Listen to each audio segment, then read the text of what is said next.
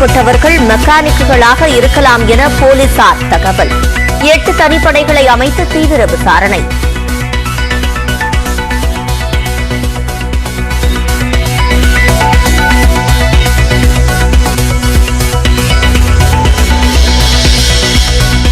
பொள்ளாச்சி பாலியல் வன்கொடுமை சம்பவத்தில் பாதிக்கப்பட்ட பெண்களின் விவரங்களை வெளியிட்டதாக குற்றச்சாட்டு. எடப்பாடி பழனிசாமியை விசாரிக்க கோரி தாக்கல் செய்யப்பட்ட மனு மீது உயர்நீதிமன்றம் இன்று விசாரணை.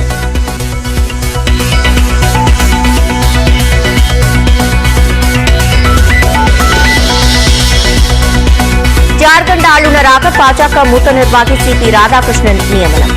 மணிப்பூர் ஆளுநராக இருந்த இலகணேசன் நாகாலாந்துக்கு மாற்றம்.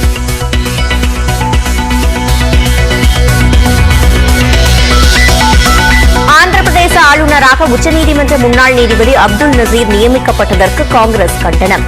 நீதிபதிகள் மீதான நம்பகத்தன்மையை அளிக்கும் செயல் என மார்க்சிஸ்ட் கம்யூனிஸ்ட் கருத்து.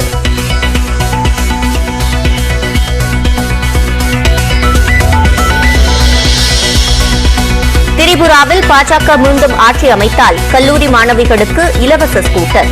மத்திய உள்துறை அமைச்சர் அமித் ஷா அறிவிப்பு.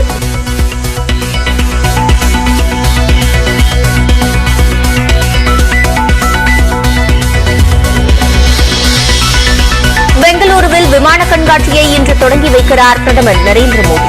இந்தியா சார்பில் காட்சிப்படுத்தப்படும் அதிநவீன போர் விமானங்கள்.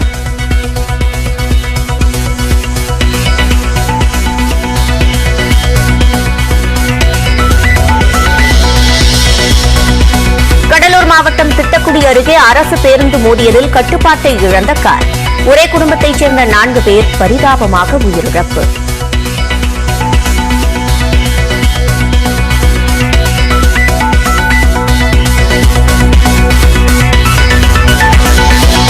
திருவாரூரில் 6 ஆண்டுகளாக மூடப்பட்டிருந்த இடத்தில் மீண்டும் ஹைட்ரோ கார்பன் சோதனை.